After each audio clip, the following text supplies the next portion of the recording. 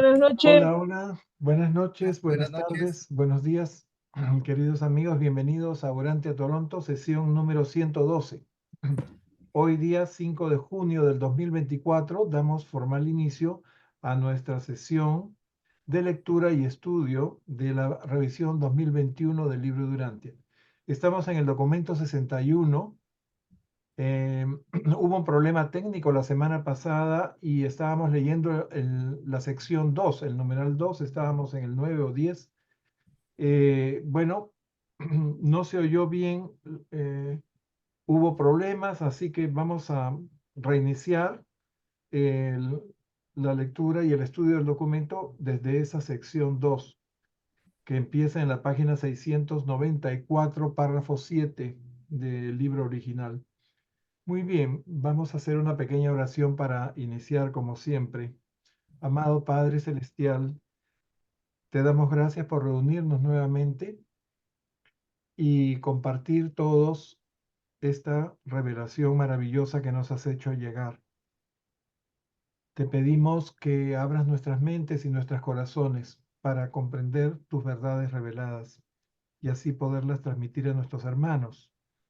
Te pedimos también por las personas que sufren problemas de salud, problemas económicos, persecuciones, guerras, todas las calamidades de este mundo, para que encuentren paz, para que encuentren solución a sus problemas, ¿m? Y no pierdan la fe en ti, en tu amor, en tu misericordia. Te lo pedimos en nombre de Jesús, Cristo Miguel. Amén. Muy bien, vamos Amén. a compartir nuestro libro. Ya Amén. lo tengo en PDF. Terminando esta sesión, se los voy a mandar el documento ilustrado que bien, que lo he completado en esta semana. Creo que ya se ve, ¿verdad? Bien. Entonces, aquí he agregado esta imagen de, de una corteza terrestre en la época del Cenozoico. Estaban unidos los continentes. Ustedes ven acá América del Norte, eh, estaba unido por el el estrecho de Bering con Asia por este lado. Y por este otro lado estaba unido también Groenlandia con Islandia, esta es la pequeña isla de Islandia, con Europa. Y por América del Sur se unía también con otro puente terrestre con África. Y a través de África con Oceanía, con Australia. Eso duró un tiempo hasta que nuevamente el océano invadió las tierras y la tierra se hundió. Bien, y este cuadro nos ubica en este documento. Estamos en el Cenozoico o la edad de los mamíferos, que tiene dos periodos, el periodo terciario y el cuaternario. O sea, vamos a empezar a revisar todo lo que sucedió en el planeta y con la biosfera, con los seres vivos que existían en esa época, animales y vegetales, desde hace 65 millones de años, ¿no? Pero esto está incluido en el libro Urantia dentro del Mesozoico. Por lo tanto, el Cenozoico para Urantia empieza desde hace 50 millones de años, como ven ustedes, a partir del Eoceno. Vamos a ver Eoceno, Oligoceno, Mioceno y Plioceno. Bien, y en la etapa cuaternaria ya es prácticamente desde hace 2 millones de años hasta el tiempo actual, ¿no? Estamos viviendo el Holoceno y el hombre aparece hace 1 millón de años, el ser humano. Todo eso lo vamos a ver en ese documento. Muy bien, entonces, sin más dilaciones, vamos a darle la bienvenida a Anita, que acaba de conectarse. Hola, Hola Anita, a todos. estoy Gracias. incluyendo entre los lectores. Bien, Ok. Mario fue el primero que se conectó. Por favor, Mario, nos lees los dos primeros párrafos de esta sección 2. Gracias a todos. Buenas noches, Anita querida. ¿Cómo va? La etapa más reciente de inundaciones. La edad de los mamíferos avanzados. Este periodo se caracterizó por una nueva y rápida evolución de los mamíferos placentarios las formas más progresivas de vida mamífera se desarrollaron durante estos tiempos. Aunque los primeros mamíferos placentarios surgieron de ancestros carnívoros, muy pronto se desarrollaron ramas herbívoras y al poco tiempo aparecieron también familias de mamíferos omnívoros. Las angiospermas eran el alimento principal de esos mamíferos en rápido aumento, pues la flora terrestre moderna, que incluye a la mayoría de las plantas y árboles de hoy en día, había aparecido ya durante periodos anteriores. Gracias. Muy bien, muchas gracias, Mario. Bien, un par de palabras sobre estos dos primeros párrafos, ¿no? En esa época la evolución de los mamíferos placentarios, nos dicen, toma otro impulso, ¿no? Se originan, los mamíferos originales eran carnívoros, pero después se desarrollaron ramas herbívoras y omnívoras, o sea que comían vegetales y también carne de otros animales. Y después nos dicen que las angiospermas, que son las plantas con semillas, con monodicotiledonias, ¿no? Fue el alimento principal, obviamente, para los herbívoros y los omnívoros, ¿no? Bien, vamos a ver qué sucede a continuación. Renato, nos lees el siguiente párrafo, por favor.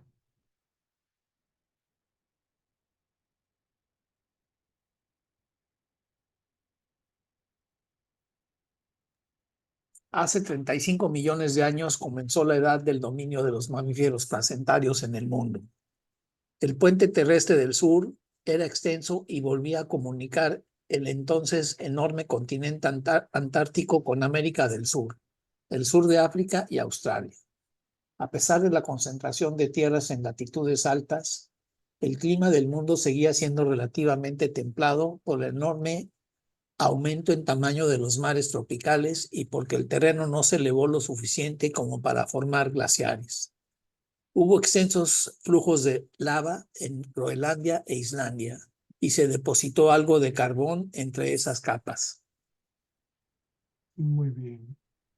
Ok, entonces es lo que habíamos dicho cuando vimos el mapa, ¿no? Había un puente terrestre del sur que volvió a comunicar la Antártida con América del Sur y con África y Australia. Bien. Si ustedes ven el mapamundi, ¿no? Ven que la mayor cantidad de tierra está en el hemisferio norte. Los continentes más grandes están en el hemisferio norte. Y eso va a determinar lo que viene a continuación. Que cuando hubo una elevación de ese terreno, cambió el clima. Bien, en este momento el clima todavía estaba templado. Y tanto en las zonas árticas como antárticas, todo era un clima, no había demasiado frío, ¿no? Además, porque no habían montañas muy altas como para formar glaciares. Vamos a ver después cómo se forman los glaciares. En este mismo documento explican eso, ¿no? Muy bien, seguimos. Mayra, nos lees el siguiente párrafo, por favor. Fue una época de cambios notables en la fauna del planeta. La vida marina sufrió grandes modificaciones.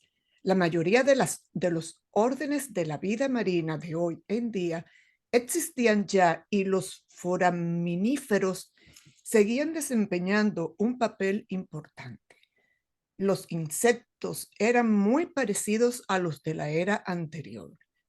Los lechos de fósiles de Florissant en Colorado pertenecen a los últimos años de esos remotos tiempos.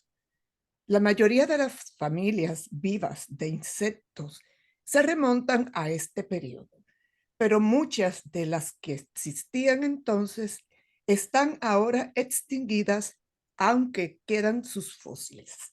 Muy bien, muy bien. Aquí, no sé si les mostré esta imagen. Esta es la entrada a este Parque Nacional Florissant en Colorado, Estados Unidos. Es uno de los sitios más ricos en fósiles que hay en el planeta, ¿no? Hay una cantidad increíble de fósiles. Y ahí se pueden ver, aquí les he traído algunas fotos, ¿no? Cómo habían fósiles de flores, habían toda clase de hojas. Esta parece ser una hoja del árbol de maple, que es el árbol de Canadá. Acá hay una avispa, exactamente como son ahora. Acá hay una araña, ¿no? La avispa es insecto, la araña es arácnido. ¿En qué se diferencian las arañas de los insectos? 4 pares de patas, ¿no? Y aquí tenemos otros tipos de bichos que han quedado fosilizados, ¿no? También hay un ave, un pajarito. Ven ustedes aquí un pez con su espina, con su espinazo, uno de los primeros vertebrados. O sea, los primeros vertebrados fueron los peces, como vimos, que aparecieron repentinamente. Les he hecho una lista de todo lo que apareció repentinamente. Vamos a leerla más adelante. Ven ustedes estas flores, qué bien conservadas, qué bonitas son estos fósiles que están en este parque florizal. Muy bien. Y como ven, todas estas especies ya tenían la forma que tienen hasta ahora, ¿no? Y estamos hablando de hace 50 millones de años. Muy bien. Gracias, Mayra. Octavio nos lee. José Luis nos lee. Es el siguiente, por favor.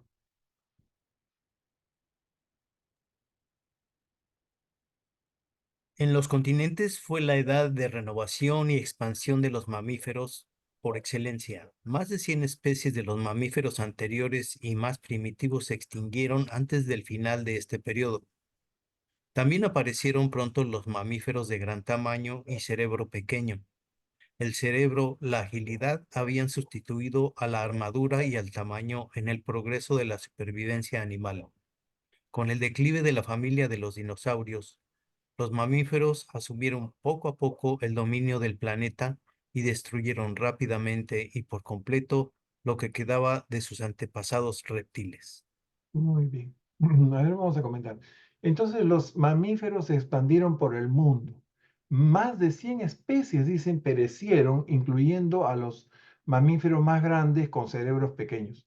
Ya el sentido de la evolución había cambiado, ya no a animales grandes y fuertes para sobrevivir, sino más bien animales más livianos y ágiles con más cerebro para sobrevivir mejor con inteligencia, ¿no? Vamos a ver que de los reptiles que habían en esa época, ¿no? Solo sobreviven las tortugas, las serpientes y los cocodrilos. Estamos hablando de quelonios, ofidios y saurios, ¿no? Y también nos hablan de la venerable rana. Seguramente se refieren a la rana atávica. Eso está en el siguiente párrafo. Léenos el siguiente párrafo también para completar esta parte, José Luis.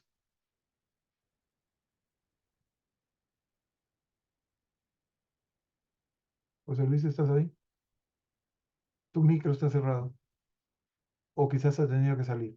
Bueno, le damos la palabra a Rita.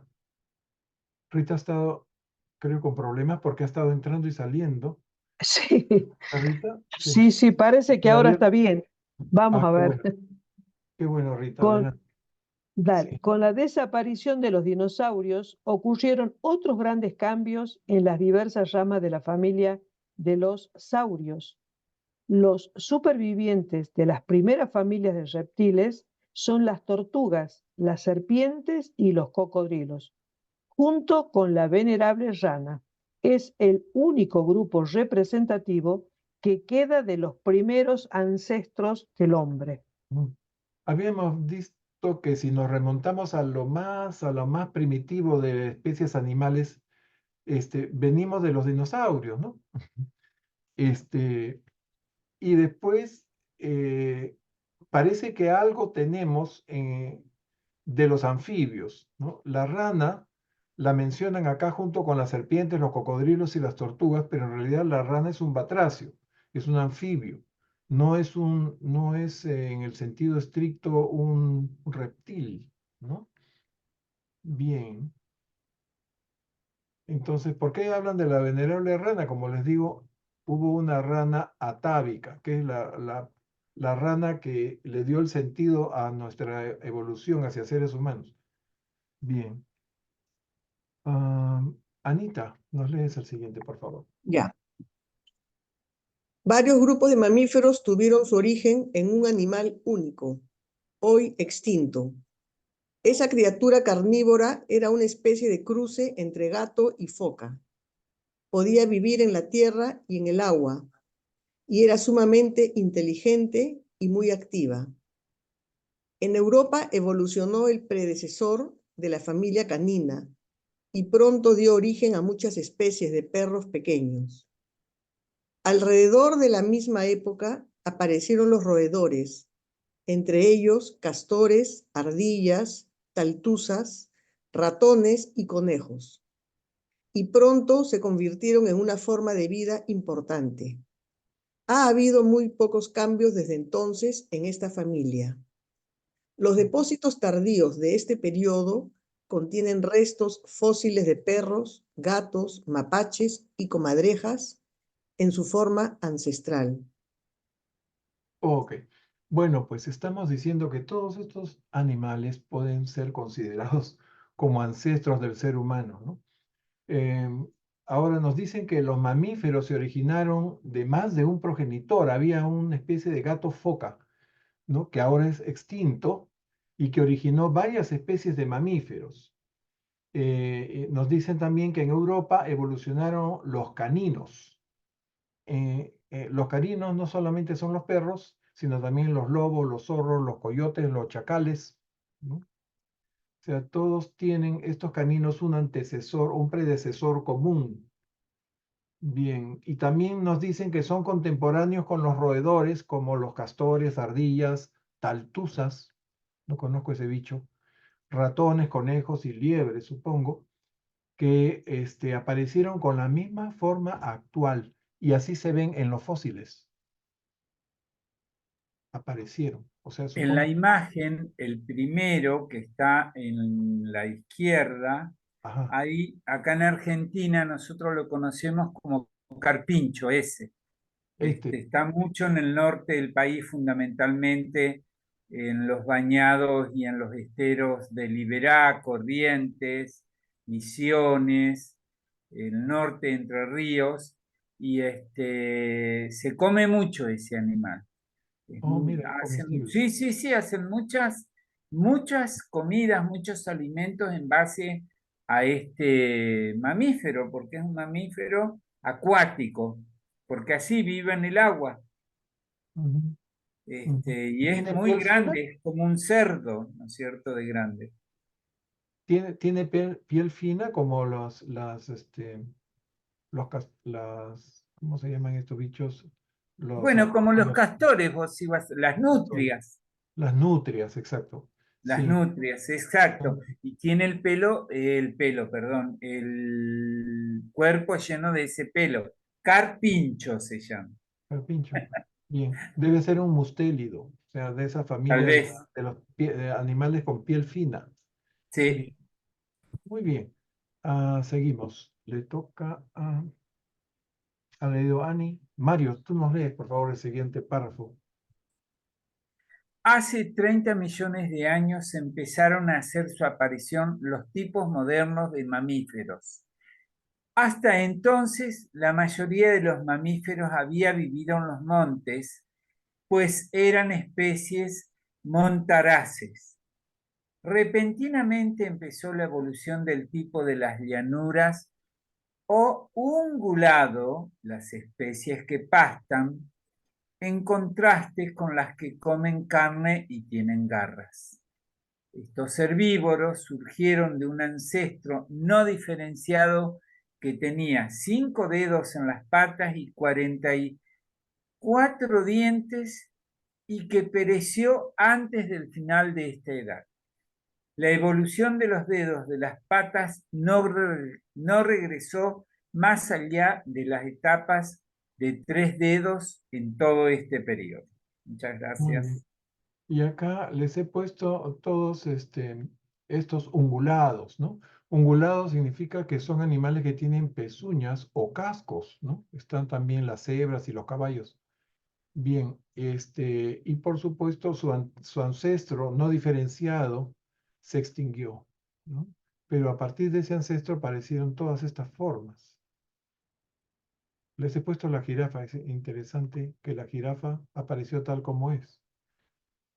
Ah, Renato, por favor, toma el siguiente. Caballo, un ejemplo destacado de la evolución, vivió durante estos tiempos tanto en América del Norte como en Europa, pero no terminó de desarrollarse por completo hasta la edad glaciar siguiente. Aunque la familia de los rinocerontes apareció al final de este periodo, su mayor expansión fue posterior. Se desarrolló también una pequeña criatura parecida a los puercos que se convirtió en el antepasado de las múltiples especies de cerdos, pecaries e hipopótamos. Los camellos y las llamas tuvieron su origen en América del Norte, hacia la mitad de este periodo, e invadieron las llanuras del oeste. Más adelante las llamas emigraron a América del Sur, los camellos a Europa, y ambos se extinguieron poco después en América del Norte, aunque algunos camellos sobrevivieron hasta la edad de hielo. Ok, miren qué interesante todo esto. Entonces empiezan los tipos modernos de mamíferos hace 30 millones de años, ¿no? Y lo hacen repentinamente, ¿no? De los montes a las llanuras, los ungulados, ¿no? Que pastaban, comían hierba, y ya la hierba se había extendido por todos lados, así que había alimento de sobra para ellos, ¿no? Nos dicen también que el caballo vivió en Norteamérica y Europa hasta completar su evolución en la edad glaciar siguiente. Bien. ¿Qué cosa interesante hay acá? Mm, Bueno, nos hablan de una pequeña criatura parecida a los puercos que se convirtió en el antepasado de los cerdos, ¿no? Acá, no sé, encontré este bicho prehistórico, probablemente se parecía a este. De ahí vinieron los cerdos y los hipopótamos. Ok. Y aquí tienen ustedes los camélidos. Los camellos se extinguieron de Norteamérica, pero se fueron las llamas a América del Sur. Está entrando Marlene, vamos a darle la bienvenida. ¿Alguien más ha entrado? Quiero ver para darle la bienvenida.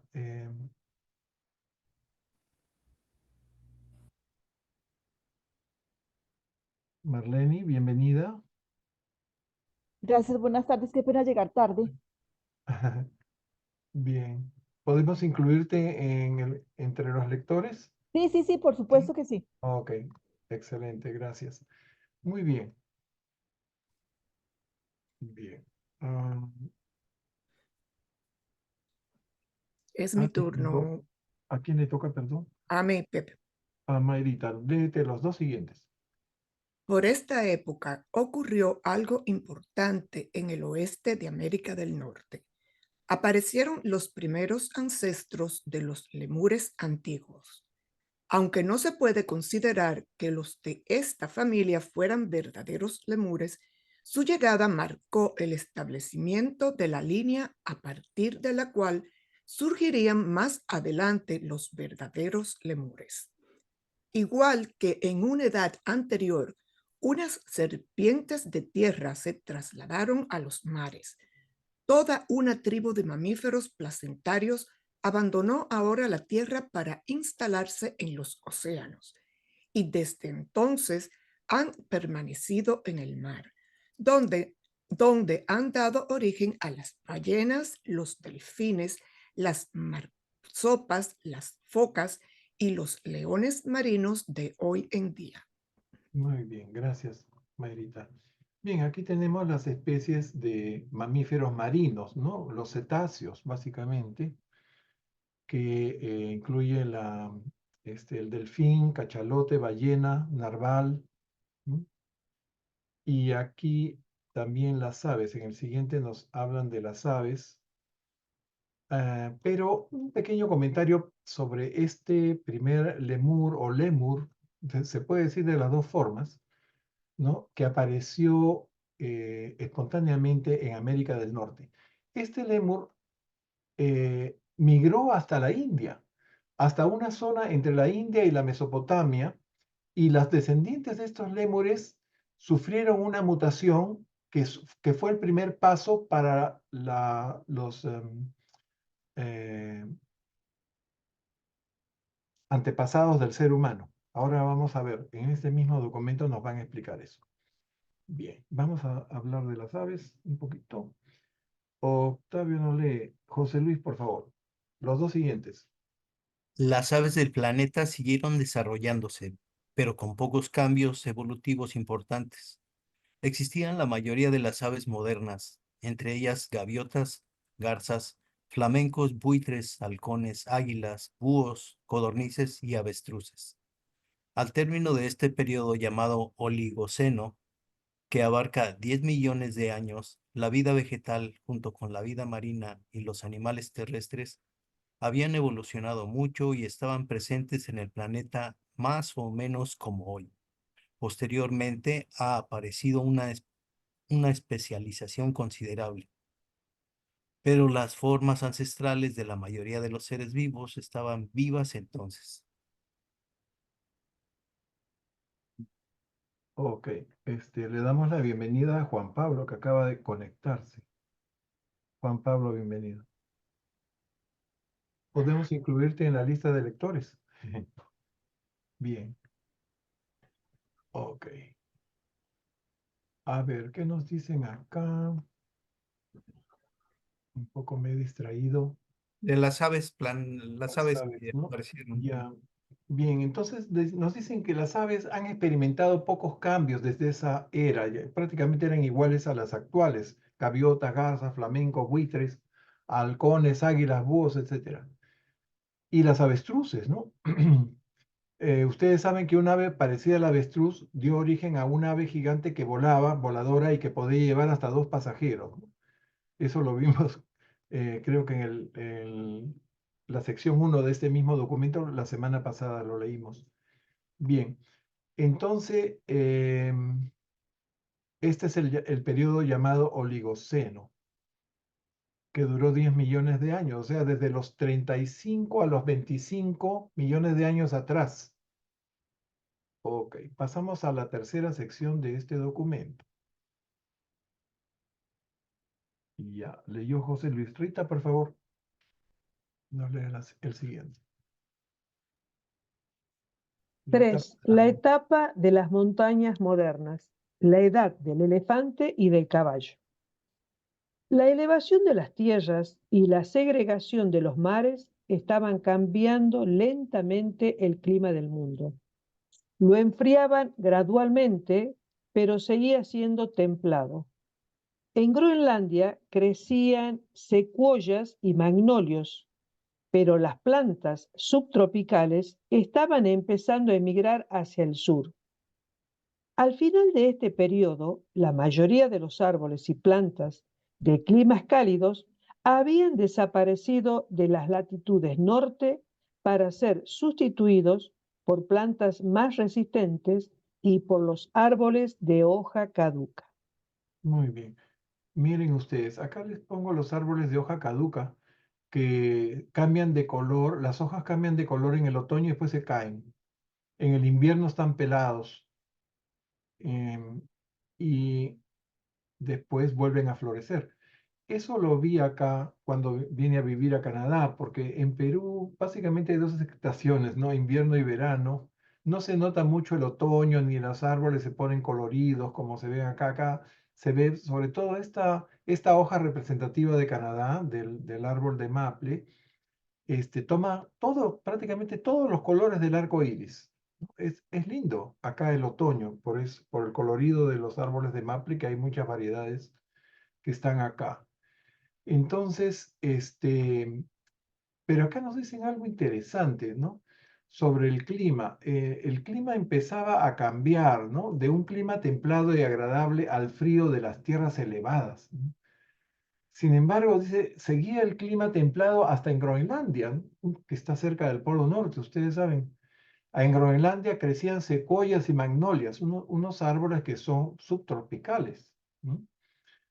Pero ya se enfría todo y las plantas migran, ¿no? Hacia latitudes más bajas y también los animales. Y las plantas se transforman, son reemplazadas por plantas más resistentes y árboles, nos dicen, de la hoja caduca, que es lo que estamos hablando del maple. Vienen. Seguimos avanzando en estos tiempos remotos. Anita, ¿nos lees los 3 siguientes? Hubo un gran aumento en la variedad de pastos y los dientes de muchas especies de mamíferos se fueron modificando gradualmente hasta ajustarse al tipo de los herbívoros que pasen hoy en día. Pastan, ¿no? Que Pasen pasen, o pastan, o sea, que comen pasto. claro. Hace 25 millones de años, las tierras se hundieron ligeramente tras la larga época de elevación. La región de las montañas rocosas se mantuvo muy elevada, de modo que los materiales de erosión siguieron depositándose en todas las tierras bajas del este. Las sierras se volvieron a elevar considerablemente y han estado subiendo desde entonces. La gran falla vertical de 6,5 kilómetros de la región de California data de esos tiempos. Hace 20 millones de años fue realmente la edad de oro de los mamíferos. El puente terrestre del estrecho de Bering estaba emergido y muchos grupos de animales emigraron a América del Norte desde Asia, entre ellos los mastodontes de 4 colmillos, los rinocerontes de patas cortas y muchas variedades de la familia felina. Perfecto. Ok, entonces miren ustedes, nos dicen que proliferan los pastos, los herbívoros modifican su dentadura para masticar mejor la hierba, ¿no? Y hace 25 millones de años las tierras se hundieron, causaron esa falla de San Andrés, que es la que produce los terremotos ahí en California, ¿no? ¿Por qué? Porque había estado muy alta, entonces se cae una parte y viene lo que se llama la falla geográfica, ¿no? Pero las montañas rocosas seguían altas y el polvo de la erosión producida por los vientos se iba depositando en el este de los Estados Unidos, que estaba más bajo. Después nos dicen que hace 20 millones de años se considera la edad de oro de los mamíferos. ¿Okay? ¿Por qué? Porque prolifera un gran número. Emigran hacia el Asia por el estrecho de Bering, los mastodontes, los rinocerontes, los felinos. Los mastodontes son animales que ya no se ven, que eran como los elefantes. Están en el grupo de los proboscidios. Qué bueno, Ketty está entrando. Bienvenida, Ketty. Quiere decir que Isaac ya se durmió. Ok. Ok, vamos a incluirlo entre las lectoras también. Entonces, estos mastodontes, ¿no? Ya no hay mastodontes, creo que esa especie está extinguida, ¿no? Entonces, apareció el primer ciervo, también nos dicen, ¿no? O sea, una pareja de ciervos, también espontáneamente. Muchas órdenes de mamíferos aparecen así, son diseñados, creados, la primera pareja y ya se les deja para que se reproduzcan, ¿no? Junto con otros rumiantes como vacas, toros, bisontes, camellos y rinocerontes. Todo esto invadió todo Norteamérica. Norteamérica es la gran cuna de los mamíferos porque era el continente que estaba en superficie, ¿no? No estaba cubierto de agua. Europa todavía seguía inundada en esa época. Bien. Después nos dicen que los cerdos gigantes se extinguieron. ¿Dónde está? A ver. Creo que sí. Bueno, felizmente que se extinguieron esos cerdos gigantes. ¿Cómo sería? A ver, seguimos avanzando.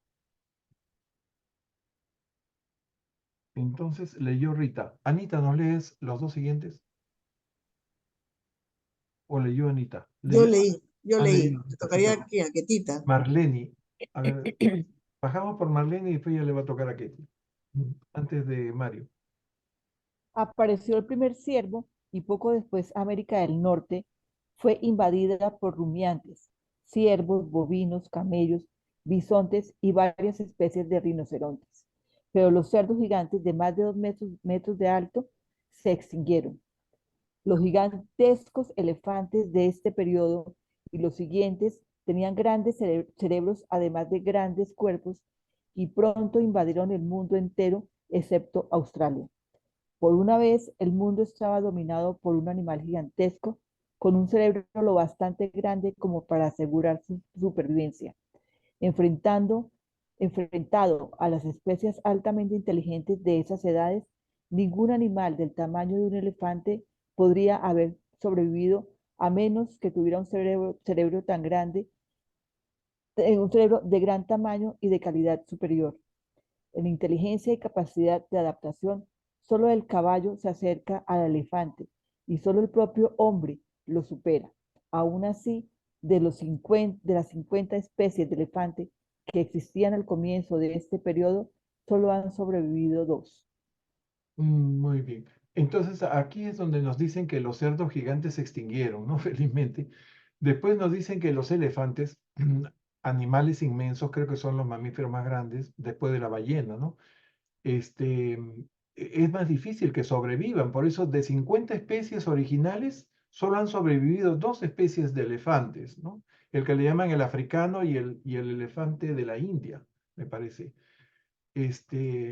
Y a pesar de su gran inteligencia, porque desde que apareció el primer elefante eran animales inteligentes. ¿Qué más? Después el que le sigue en inteligencia es el caballo, ¿no? Y después dice el ser humano, o sea que imagínense, de todos los mamíferos, ¿no? Después del ser humano están los caballos y los elefantes. Es algo que a mí me llamó bastante la atención. Pensé que iban a poner el delfín o algún otro animal, ¿no? Bien. Entonces la inteligencia del caballo se acerca a la del elefante, ¿sí? Así como su capacidad de adaptación. Solamente que el caballo, perdón, es muy nervioso y se asusta y sale corriendo. Bien. Viene lo de los 15 millones de años. A ver, ¿qué pasó hace 15 millones de años? Los 2 siguientes párrafos se los damos a Juan Pablo, por favor. Sí, gracias. Hace 15 millones de años, las regiones montañosas de Euroasia se estaban elevando y había alguna actividad volcánica en todas esas regiones, pero nada comparable con los ríos de lava del hemisferio occidental. Estas condiciones inestables prevalecían en todo el mundo. El estrecho de Gibraltar se cerró y España quedó comunicada con África por el viejo puente terrestre, pero el Mediterráneo desembocaba en el Atlántico a través de un estrecho canal que atravesaba toda Francia. Y los picos montañosos y las tierras altas aparecían a manera de islas por encima de ese mar antiguo. Esos mares europeos empezaron a retirarse más tarde. Más tarde aún, el Mediterráneo se comunicó con el Océano Índico, mientras que al final de este periodo, la región de Suez se elevó, de forma que el Mediterráneo se convirtió durante un tiempo en un mar interior de agua salada. Gracias. En un lago de agua salada. Bien, acá vemos, encontré este mapa donde se ve que está unido, prácticamente unido, la península ibérica con África, ¿no? Actualmente existe el estrecho de Gibraltar, que es una distancia más o menos considerable, y el mar Mediterráneo se comunica con el Atlántico por ese estrecho de Gibraltar. En esa época eso estaba cerrado. El mar Mediterráneo era como un lago salado y había un desfiladero por acá por Francia donde se comunicaba con el Atlántico. También se comunicaba, creo, con el Océano Índico, ¿sí? Como dice acá. Claro, es difícil encontrar un mapa que diga exactamente lo que dice el documento de Urantia, ¿no? Porque la ciencia tiene otro enfoque y no tiene todos los datos para que sea comparable con la revelación. En fin, Básicamente eso es lo que sucede hace 15 millones de años. Las montañas de Eurasia, que son los Alpes, los Urales, los Himalayas, o sea, montañas de Europa y Asia juntas, ¿no? Se elevaban y se incrementaba la actividad volcánica también. Bien, el estrecho de Gibraltar se cerró, como vimos, y hubo una comunicación con África. Ujú. Bien, ¿qué más pasó? Ok. Un dato, España está separada de África 14 kilómetros del estrecho de Gibraltar y es una de las zonas más profundas del mar y no lo pueden unir por puentes ni nada porque pasan una de las fallas de Andrés ahí, justo debajo. Ah, qué Justo interesante. debajo, entonces no quieren hacer puentes y gastar un dinero que llega a haber un terremoto o algo y nos quedan incomunicados y ese dinero se gastó. Entonces por ahora hay ferries y Ujú. demás O sea, otras. son 14 kilómetros entre España y África, el norte de África. El norte de Y África, mi Marruecos, ¿no? estimado. Marruecos. Marruecos, claro. Muy bien. Ah, qué interesante ese dato. Gracias, gracias, No, por favor. Mario Aníbal. Muy bien. Ah, ahora sí, Ketita, nos lees los dos siguientes, por favor. Está bien, gracias. Muy bien. El puente terrestre de Islandia se sumergió y las aguas árticas se mezclaron con las del Océano Atlántico. La costa atlántica de América del Norte se enfrió rápidamente, pero la costa pacífica siguió siendo más cálida que en el presente. Las grandes corrientes oceánicas estaban activas y afectaban al clima de forma parecida a como lo hacen hoy. La vida de los mamíferos siguió evolucionando. Enormes manadas de caballos se unieron a los camellos en las llanuras del oeste de América del Norte. Esa fue realmente la edad de los caballos y de los elefantes. El cerebro del caballo sigue en calidad animal a la del elefante, pero es claramente inferior en un aspecto. El caballo nunca ha superado por completo su propensión profundamente arraigada a huir cuando está asustado. El caballo carece del control emocional del elefante, mientras que el elefante está muy limitado por su tamaño y su falta de agilidad. Durante este periodo evolucionó un animal que tenía algo de caballo y algo de elefante, pero pronto fue aniquilado por la familia felina que crecía rápidamente. Ujú. Este Horrible. párrafo me pareció muy interesante. Miren, primero nos dicen que Islandia se hunde, entonces se mezcla el océano, el mar Ártico, ¿no? Estaba separado del Atlántico y entonces, y es un agua mucho más fría, y cuando se hunde esto, se mezclan las aguas y se enfría todo lo que baña el Atlántico, o sea, baja la temperatura en el océano Atlántico. Miren, todo eso está preparándose para lo que va a venir más adelante, que es el primer glaciar, ¿no? La primera edad de hielo. Este, ¿Qué más se puede comentar acá, ¿no? Que en las llanuras de Estados Unidos, bueno, seguramente de Estados Unidos y parte de Canadá, sobre todo en el oeste americano, eh, habían manadas, convivían las manadas de los caballos con los camellos, ¿no? Y el elefante, nos dicen que es era el animal más grande e inteligente, y el caballo le seguía en capacidad cerebral, ¿no? Este, pero el caballo, como habíamos mencionado, se asusta, ¿no? El elefante es más estable emocionalmente, ¿no? Pero es demasiado voluminoso, no tiene la agilidad y la velocidad con que puede moverse un caballo, no es tan rápido como el caballo. Bien, y nos dicen que apareció un bicho que tenía de los dos, que tenía de elefante y de caballo, pero desgraciadamente no sobrevivió porque fue devorado por los tigres, en esa época había el tigre de diente de sable, o sea, esa raza se extinguió. Ese era un animal que tenía las cualidades de elefante y de caballo también. Elefante. Interesante.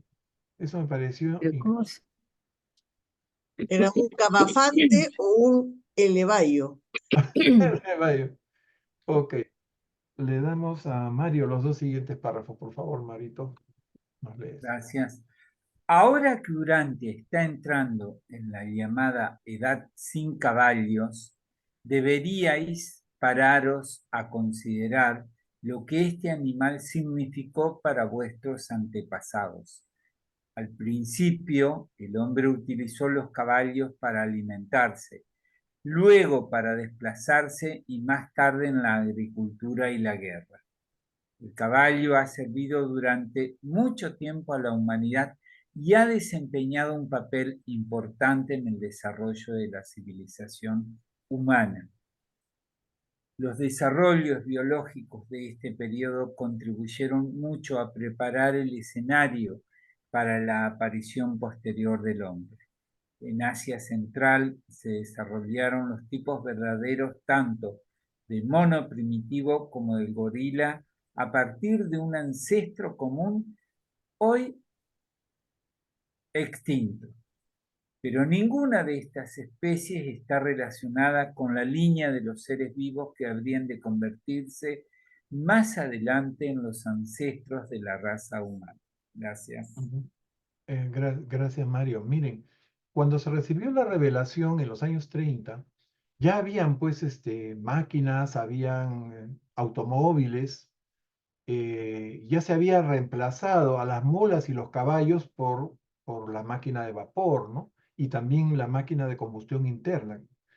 Entonces, por eso se habla de que es la edad sin caballos, ¿no? Ya la civilización había entrado a una época en donde ya no se dependía tanto de los caballos, pero el revelador quiere hacer hincapié de que el caballo fue muy importante, no solamente como transporte, sino también como alimento, seguramente, y también se usaban los caballos, los ejércitos en las guerras que tenían caballos tenían una gran ventaja sobre el oponente, ¿no? Hemos visto cómo cuando llegaron los conquistadores a América a caballo, bueno, los aborígenes no tenían nada que hacer contra esa fuerza bélica, ¿no? Bien, eso es interesante. Ok, después, ¿qué más nos dicen? En Asia Central, este, se desarrolló, nos dice, ah, el mono y el gorila primitivos, a partir de un ancestro común ya extinto, pero ninguno de ellos está en la línea de evolución que dio origen al ser humano, por eso lo he subrayado. Ninguno de esos gorilas o monos primitivos, ¿no? Ok. A ver, ahora seguimos con los caninos. Ha leído Mario. Renato, por favor. La familia canina estaba representada por varios grupos, en particular lobos y zorros. La tribu felina por panteras y grandes tigres de diente de sable. Estos últimos evolucionaron primero en América del Norte. Las familias modernas felina y canina se multiplicaron en el mundo entero, en todas las latitudes norte, prosperaron y se desarrollaron comadrejas, martas, nutrias y mapaches. Lee los dos últimos. Las aves siguieron evolucionando, aunque con pocos cambios notables. Los reptiles eran similares a los tipos modernos, serpientes, cocodrilos y tortugas. Y así llegó a su final un periodo de la historia del mundo interesante y rico en acontecimientos. Esta edad del elefante y del caballo se conoce como el Mioceno. El Mioceno. Muy bien. Entonces, básicamente, entre los caninos mencionan lobos y zorros, pero sabemos que ya existían los perros también. De los felinos mencionan las panteras, el tigre de diente de sable, ahora extinto. También nos dicen que proliferaron las comadrejas, martas, nutrias, mapaches en el hemisferio norte. Hubo pocos cambios en las aves, así como en los reptiles. Y así termina el Mioceno, entre los 25 y 15 millones de años atrás. Ok, pasamos a la cuarta sección del documento. Y Le empiezo. toca- a ver, Soy yo, Pepe. sí, Mayrita, adelante. 4. Entonces, La etapa de la elevación continental reciente. La última gran emigración de los mamíferos. Este es el periodo de la elevación preglaciar de las tierras en América del Norte, Europa y Asia. La topografía del terreno cambió mucho. Nacieron cordilleras, las corrientes de agua cambiaron su curso y surgieron volcanes aislados por todo el mundo. Hace 10 millones de años empezó una edad de depósitos locales de tierra generalizados en las tierras bajas de los continentes, aunque la mayor parte de esas sedimentaciones fueron arrastradas posteriormente. En aquel momento, gran parte de Europa estaba aún bajo el agua, incluyendo partes de Inglaterra, Bélgica y Francia, y el mar Mediterráneo cubría gran parte del norte de África. En América del Norte se acumularon extensos depósitos en las bases de las montañas, en los lagos y en las grandes cuencas terrestres. El espesor medio de estos depósitos es de solo unos 60 metros. Están más o menos coloreados y contienen pocos fósiles. Existían 2 grandes lagos de agua dulce en el oeste de América del Norte. Las sierras se estaban elevando y las sierras se estaban elevando y empezaban a formarse los montes Shasta, Hood y Rainier. Pero el desplazamiento de América del Norte hacia la depresión atlántica no empezó hasta la siguiente edad de hielo. ok. Muy bien, vamos a analizar estos párrafos porque se está preparando la edad de hielo. Aquí nos van a hablar de las 6 glaciaciones que hubieron, ¿no? Tremendas en este planeta. Bien, viene el periodo de elevación preglaciar de América del Norte, Europa y Asia. Y esa elevación continental causó nuevas cordilleras, cambios de las corrientes de agua y volcanes aislados en todo el mundo. Y en los últimos 10 millones de años, o sea, hace 10 millones de años, los vientos llevaron el polvo a las tierras bajas, pero esos sedimentos fueron arrastrados posteriormente. Gran parte de Europa seguía sumergida, Bélgica, Francia e Inglaterra. El Mediterráneo ampliado bañaba todo el norte de África. Y en Norteamérica se acumularon sedimentos de unos 60 metros de espesor en las faldas de las montañas, en los lagos y grandes cuencas fluviales. También nos dicen que estas capas de sedimento estaban más o menos coloreadas y que contienen pocos fósiles. Nos hablan también de 2 grandes lagos que habían en el oeste norteamericano. Ya no existen, ¿no? Y una formación de montañas nuevas en el oeste, como los montes Shasta y Hood en California. El Shasta y el Hood están en el estado de California, cerca de la frontera con México, y el Rainier en Washington State. O sea, al oeste, cerca de la frontera con Canadá. Bien.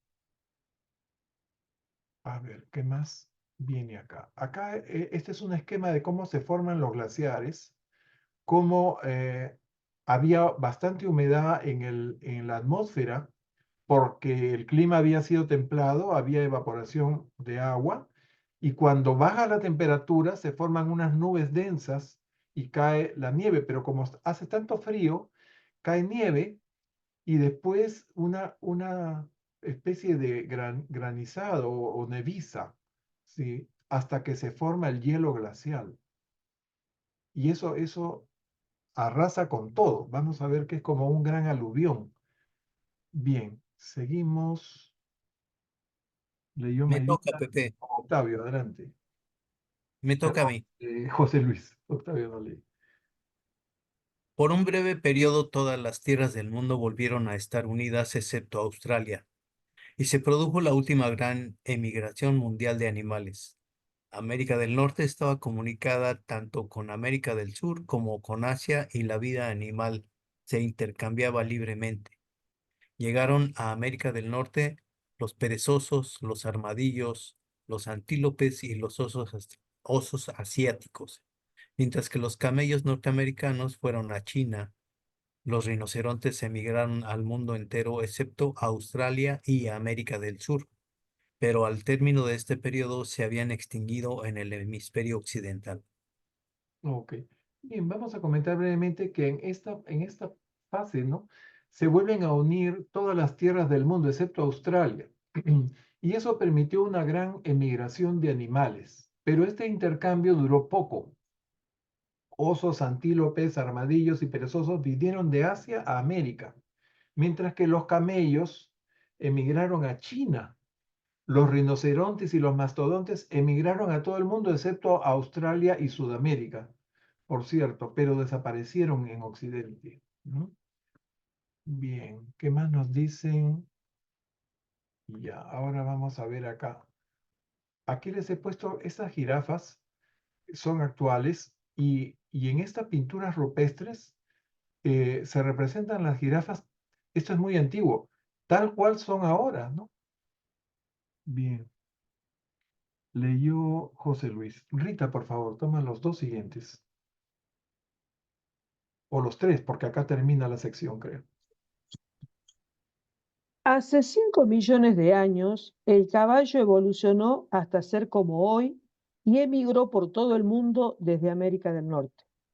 Pero el caballo se había extinguido en su continente de origen mucho antes de la llegada del hombre rojo. El clima se estaba enfriando gradualmente, perdón, y las plantas terrestres se iban desplazando lentamente hacia el sur. Al principio fue el frío creciente del norte lo que detuvo las emigraciones animales por los istmos del norte. Más tarde, esos puentes terrestres norteamericanos se hundieron. Poco tiempo después, la comunicación terrestre entre África y América del Sur se sumergió definitivamente y el hemisferio occidental quedó aislado más o menos como ahora. A partir de entonces empezaron a desarrollarse tipos distintos de vida en los hemisferios oriental y occidental. Y así se cerró este periodo de casi 10 millones de años sin que hubiera aparecido aún el ancestro del hombre. Este tiempo es conocido como el Plioceno. Ujú. Ok, excelente. Entonces, a ver, vamos a comentar algunas cosas acá. Bien, nos dicen la familia felina dominaba el reino animal en la tierra. La vida marina no tuvo cambio. Los caballos primitivos tenían 3 dedos en las patas. Acá he puesto una representación artística de un caballo primitivo, donde ustedes le van a ver, está más arriba, creo. A ver. Wow. O ya la saqué. Disculpen. Acá.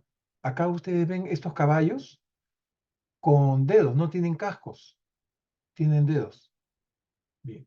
Y un poquito más abajo les he puesto lo que la ciencia piensa que fue el antecesor de la jirafa. También es una representación artística porque no hay fósiles de ese animal, ¿no? Que tenía el cuello más corto, pero la jirafa apareció tal cual es. Ujú. O sea, no le fue creciendo el cuello. Ok, a ver, ¿qué más hemos leído acá? Ya nos dijeron que la jirafa. Y todos los caballos se fueron y dejaron este vacío, o sea, ya no hubieron manadas de caballos en Norteamérica hasta después del descubrimiento de América, que volvieron los caballos. Ok. Y esto es el Plioceno. Si quieren ubicarse, bueno, ahí está el cuadrito arriba para que ustedes vean y se ubiquen. Ya estamos muy cerca del tiempo actual, ¿no? Hemos ido bajando y ahora hasta hace 5 millones de años. El caballo emigró a todo el mundo. El clima se hacía cada vez más frío. Desplazó las plantas hacia el sur. Detuvo la migración de animales. Poco después se hundieron los puentes terrestres intercontinentales, o sea, desapareció el estrecho de Bering y también el puente de Groenlandia hacia Europa, por Islandia. También se cerró el puente de América del Sur, se separó África de Sudamérica por completo y de la Antártida, y entonces los continentes ya quedaron más o menos aislados, así como están ahora. Y en cada uno de estos continentes comenzó a evolucionar la vida de forma un poco distinta. Distintos tipos de vida animal empezaron a desarrollarse según pues el área geográfica, ¿no? Y así termina el Plioceno, que duró 10 millones de años, y así también termina el periodo terciario, que es la fase del Cenozoico. Vamos a volver al cuadrito para que lo vean aquí claro. Acá está. Bien. Entonces, el Plioceno es la última de las épocas del periodo terciario. Okay. Ahora vamos a entrar al periodo cuaternario. Volvemos, estamos ahora en la quinta sección del documento. Este documento tiene 7, felizmente las secciones no son muy largas. Y de seguro lo vamos a terminar antes de la hora. Ok, viene la primera edad de hielo. Leyó Rita. Anita, por favor.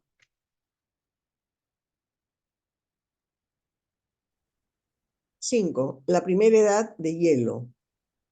Al final del periodo anterior, grandes extensiones de tierra del nordeste de América del Norte y del norte de Europa estaban muy elevadas. Amplias zonas de América del Norte alcanzaban una altitud de 9.000 metros y más. En esas regiones septentrionales habían prevalecido hasta entonces los climas templados y todas las aguas árticas estaban expuestas a la evaporación. Esas aguas siguieron libres de hielo casi hasta el final del periodo glaciar. Continúa, Anita. Ya. Al tiempo que se elevaban las tierras, las corrientes oceánicas se desplazaron y los vientos estacionales cambiaron de dirección. Bajo estas condiciones, los movimientos de una atmósfera fuertemente saturada produjeron a la larga una precipitación de humedad casi constante sobre las tierras altas del norte. Empezó a caer nieve sobre esas regiones elevadas y por lo tanto frías, y siguió cayendo hasta alcanzar una profundidad de 6.000 metros. Las zonas de mayor profundidad de nieve, junto con la altitud, determinaron los puntos centrales de los posteriores flujos glaciares causados por la presión. La edad de hielo duró mientras las precipitaciones desmedidas siguieron cubriendo las tierras altas del norte con ese enorme manto de nieve, que pronto se transformó en hielo compacto, pero en deslizamiento. Imagínense. Bien, miren, es interesante saber cómo se originaron las glaciaciones. Aquí científicamente está exacto como está descrito en la revelación. Acá, ¿se acuerdan que les puse el esquemita, ¿no? Aquí, ¿no? Todo empieza con la elevación del terreno. El norte de Europa, el nordeste norteamericano, estaban muy altos. Habían alturas hasta de 9.000 metros sobre el nivel del mar. Y esto obviamente causó un cambio en las corrientes oceánicas, en los vientos, y la atmósfera, que ya estaba cargada de humedad debido a la evaporación de las aguas árticas durante la época en que el agua ártica era un clima templado, ¿no? Y había bastante evaporación. Entonces empezó a nevar en forma constante, hasta acumularse 6.000 metros de nieve, pueden creer ustedes, en las partes altas, ¿no? En las montañas estas. Y desde esas zonas altas con más profundidad de nieve, se desprendieron los flujos glaciales, o sea, como aluviones, ¿no? Que cubrieron las tierras, primero las tierras altas y después todo eso pasó y arrasó con todo. Eso es un manto de nieve que se convierte luego en hielo compacto, el cual siguió deslizándose tierra abajo, ¿no? Bien. Es así como empezó el primer glaciar. Están hablando de que va a haber otra edad de hielo, ¿no? Bueno, de aquí a varios miles de años, pero acá nos dicen, les adelanto, vamos a leerlo en un párrafo más adelante, que ya es imposible que se produzca otra edad de hielo. Sí que te querías preguntar. Abre tu micro para escuchar Sí, la pregunta. sí. ¿Puedes explicar al costado hay un cuadrito chiquito? Ah, ¿Cómo ya, es del hielo glaciar? Me pareció acá. ese cuadro, Sí. formación del Miren, hielo glaciar. hay cosas que están perfectamente bien descritas ahora por la ciencia, por la geología, ¿no? Y que Sí. coincide con el libro de Durantia. Por eso he podido conseguir esto. Es exactamente como se describe, cómo se produjeron las glaciaciones, ¿no? La nieve se vuelve granular y después se vuelve así como piedras, hasta que se convierten en rocas inmensas, ¿no? Que son los glaciares. Y es tan rápida el congelamiento que queda atrapado el oxígeno. Y por eso ustedes han visto, si alguien ha viajado a Alaska, yo quisiera hacer ese viaje antes de morirme, ¿no? Que se ven los glaciales azules, que con una transparencia azul preciosa, ¿no? Es algo lindo, digno de verse. Y también cuando se desprenden y caen al mar para formar un iceberg, ¿no? ¿Había alguien que quería preguntar algo? No sé. Hermanito, apúrese porque ya no los va a ver. Ah, sí, ¿no? Bueno, gracias, Octavio. Me voy a apurar. Ok, ha leído Ketty. Mario, nos lees el siguiente. ¿A dónde estábamos? Echale voluntad a la apurada, ¿viste? Porque ¿A qué vas tiene a que ir la llegar primera edad de tarde. hielo hasta acá? Ok, todas las grandes capas de hielo. Todas las grandes capas de hielo de este periodo estaban en tierras muy altas, no en las regiones montañosas donde se encuentran hoy. La mitad del hielo glaciar estaba en América del Norte, una cuarta parte en Eurasia y otra cuarta parte en otros lugares, principalmente en la Antártida. En África hubo poco hielo, pero Australia estuvo casi totalmente cubierta por el manto de hielo antártico. Continúa. Las regiones septentrionales de este mundo han conocido 6 invasiones de hielo distintas y separadas, aunque hubo docenas de avances y retrocesos asociados a la actividad de cada capa individual de hielo. Los hielos de América del Norte se acumularon en 2 centros y más tarde en 3. Groenlandia estuvo cubierta e Islandia quedó enteramente sepultada bajo el flujo de hielo. En Europa, el hielo cubrió en varias ocasiones las islas británicas, a excepción de la costa sur de Inglaterra, y se extendió por Europa occidental hasta Francia. Miren Gracias. ustedes. Gracias, Mario. Miren. Por favor. Entonces el hielo antártico cubrió América del Norte, Eurasia y la Antártida. La Antártida es del hemisferio sur, ¿no? Australia estuvo todo cubierto. A África llegó poco hielo. Y nos adelantan que en el hemisferio norte hubieron 6 invasiones de hielo, todas distintas en diferentes épocas y con características particulares cada una, ¿no?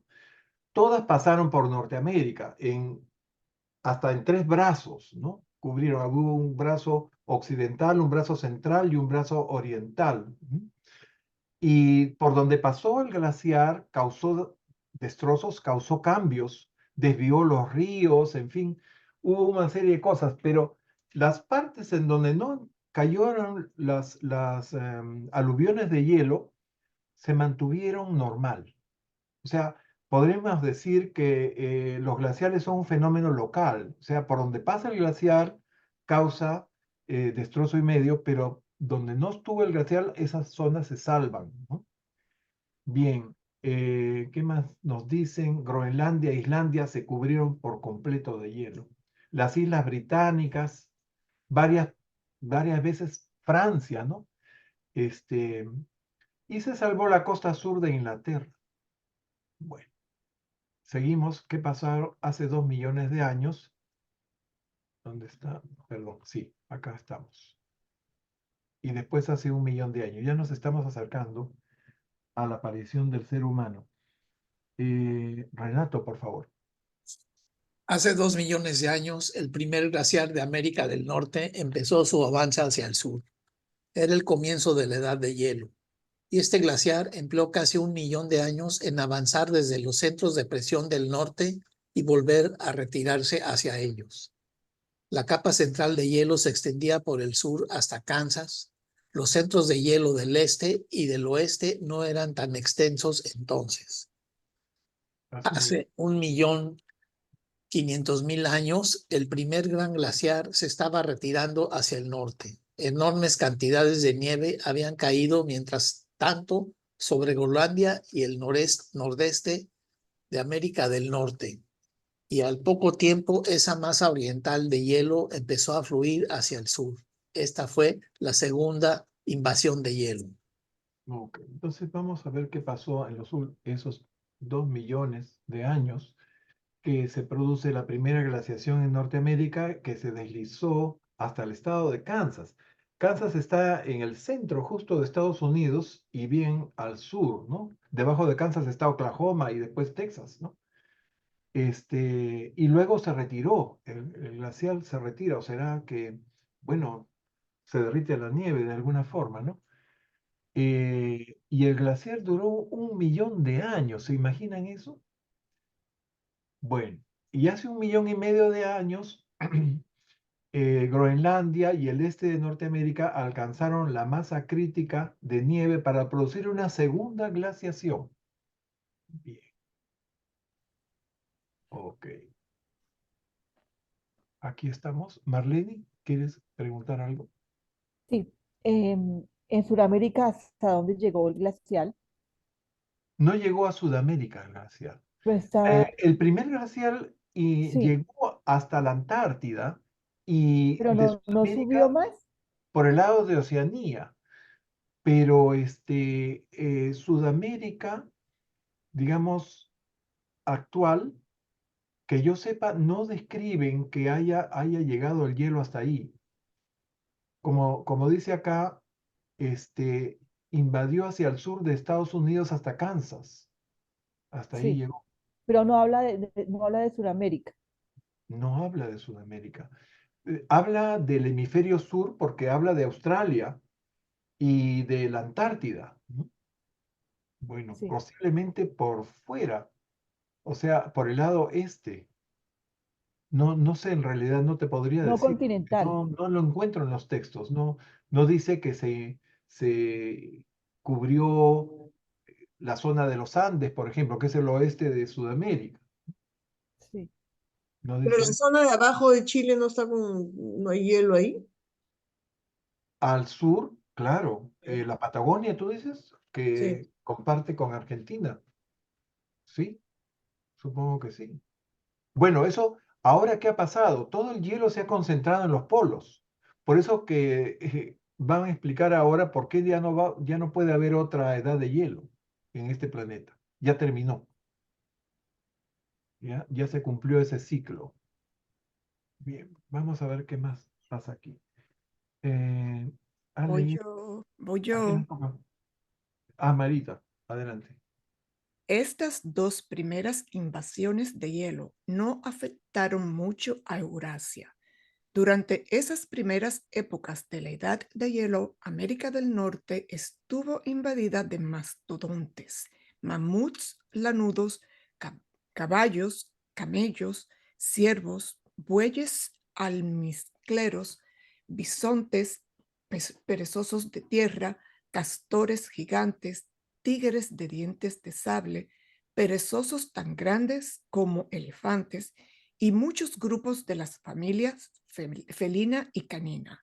Pero a partir de este momento, el frío creciente del periodo glaciar redujo rápidamente su número. Hacia el final de la edad de hielo, la mayoría de estas especies animales se habían extinguido en América del Norte. Miren ustedes, acá les he puesto, así han encontrado los esqueletos, ¿no? De este tigre que tenía unos colmillos descomunales. El tigre diente de sable. Bien. Bueno, comienzan diciendo que estas dos primeras glaciaciones no afectaron mayormente Eurasia, o sea, Europa y Asia, ¿no? Y América del Norte, que estaba llena de mamuts, mastodontes, bisontes, camellos, caballos, bueyes. Habían perezosos gigantes y estos tigres, ¿no? Dientes de sable. El hierro arrasó con casi todos. Los glaciales fueron, lo que les decía, fenómenos locales. Donde no llegó el hielo, la vida transcurrió normalmente. Bien, vamos a ver. Acá está explicando eso en este siguiente párrafo. Voy. José, por favor. Fuera de las zonas afectadas por el hielo, la vida terrestre y acuática del mundo cambió poco. Entre las invasiones glaciares el clima era casi tan templado como ahora, quizá un poco más cálido. A fines de cuentas, los glaciares solo fueron fenómenos locales, aunque llegaran a cubrir enormes extensiones. El clima costero variaba enormemente entre los periodos de inactividad glaciar y aquellos otros en los que los enormes icebergs se deslizaban desde las costas de Maine hasta el Atlántico, salían al Pacífico por el estrecho de Puget o caían con estruendo en el Mar del Norte en los fiordos noruegos. Aquí está. Bueno, acá está el estrecho de Puget. Mario Aníbal salió y ahora está regresando. Perdón, les decía, el estrecho de Puget está entre Vancouver y Seattle, o sea, en la frontera de Estados Unidos con Canadá. Ahí ven en el mapita. Por ahí, esas zonas costeras desprendieron icebergs, ¿no? Lo mismo en el lado del Atlántico por el estado de Maine. Y en el Mar del Norte, en los fiordos noruegos, acá ven ustedes cómo se desprenden esos bloques, caen, hacen unas zambullidas espectaculares. Bien, seguimos a la sección 6. Le tocaría a Rita.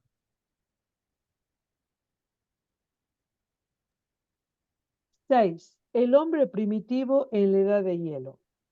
El gran acontecimiento de este periodo glaciar fue la evolución del hombre primitivo.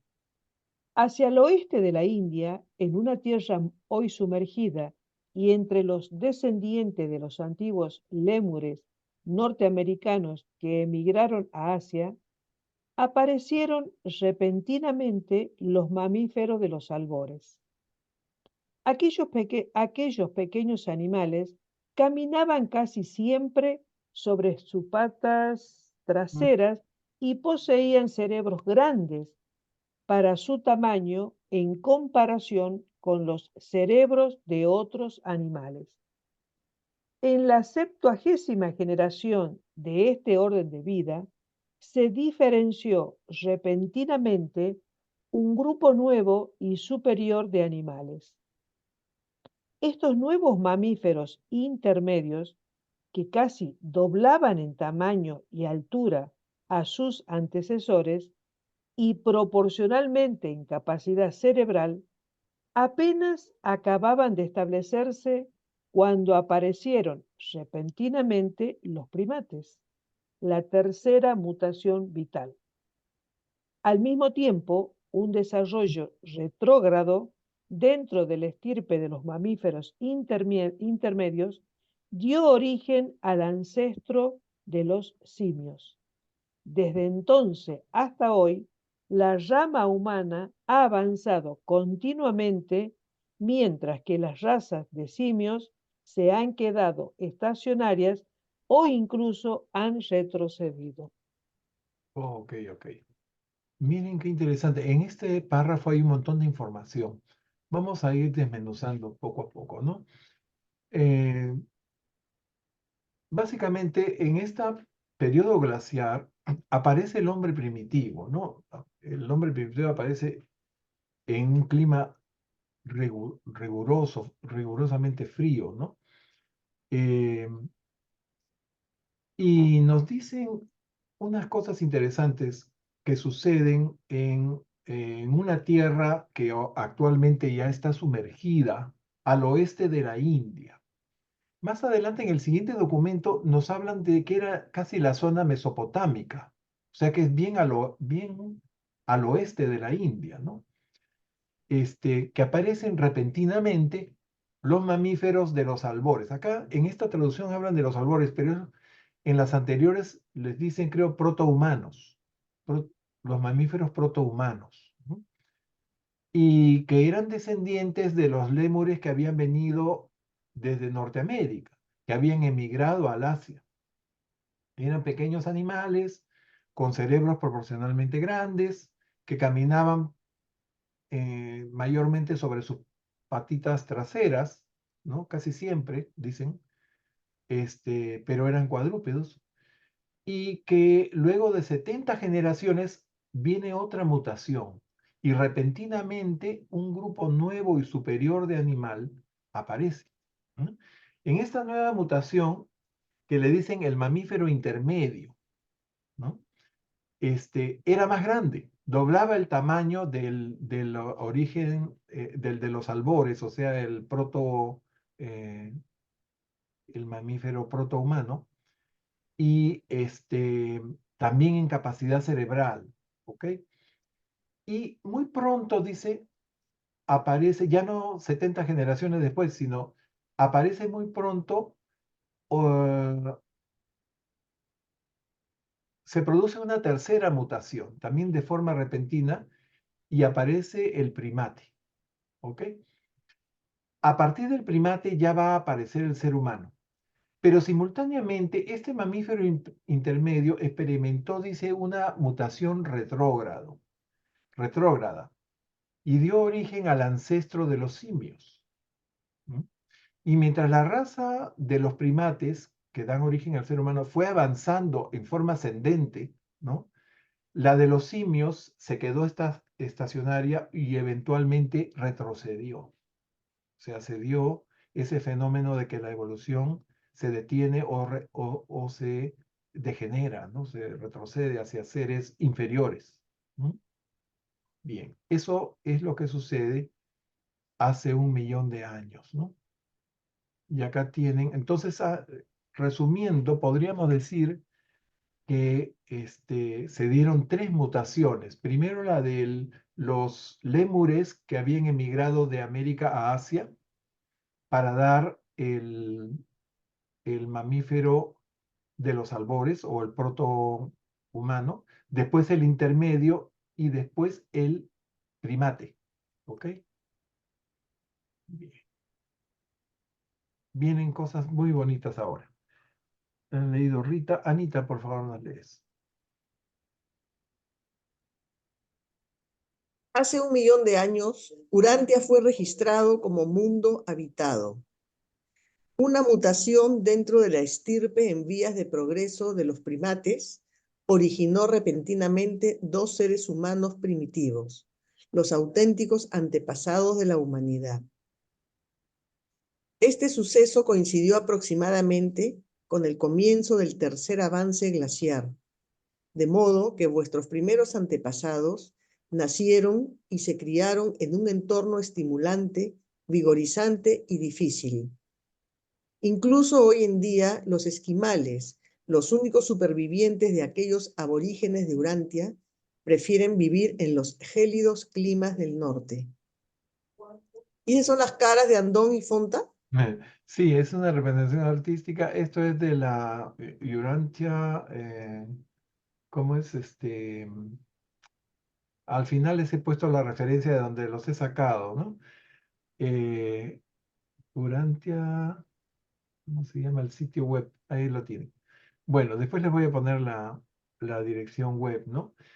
Entonces, miren, hace 1 millón de años fue un acontecimiento en este planeta, ¿no? Urantia queda registrado como un mundo habitado porque se da la mutación de primate a humano. Entonces, en realidad han habido 4 mutaciones para el ser humano, ¿no? De los lémures norteamericanos al mamífero de los albores o al protohumano. Después del mamífero de los albores al mamífero intermedio. Después del mamífero intermedio a primate. Este mismo mamífero intermedio da origen a los simios, a la familia de los simios que detienen el progreso y después regresionan, o sea, quedan como monos, ¿no?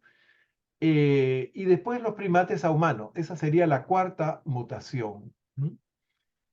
Y en ese momento, después de estas 4 mutaciones repentinas que dan origen a la primera pareja de seres humanos, que acá están Andón y Fonta, que se parecen a los esquimales, ¿no?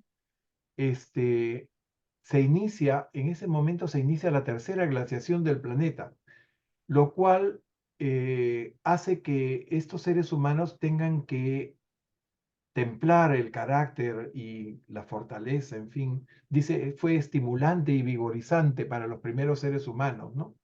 Tener que sobrevivir en un clima frío. Y por eso dicen que los descendientes directos de estos primeros seres humanos prefieren seguir viviendo en el frío, ¿no? Como los esquimales. Bien. Y creo que ahí termina esta sección.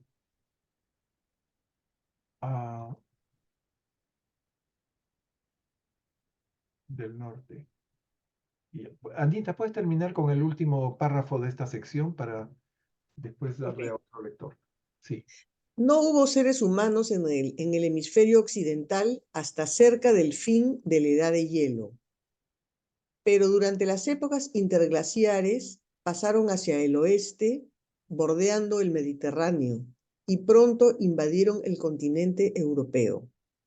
En las cuevas del oeste de Europa se encuentran huesos humanos mezclados con restos de animales, tanto árticos como tropicales, que atestiguan que el hombre vivió en estas regiones durante las últimas épocas de avance y retroceso de los glaciares. Imaginen ustedes. O sea, se caminaron desde esa zona de la India o limítrofe con Mesopotamia, que podríamos decir Medio Oriente, hacia Europa, ¿no? Bien. Esta es la última sección del documento. Terminando esta sección, ahí lo dejamos por hoy. Gracias, Anita. Marlene, nos lees, por favor, el primer párrafo. 7. La continuación de la edad de hielo.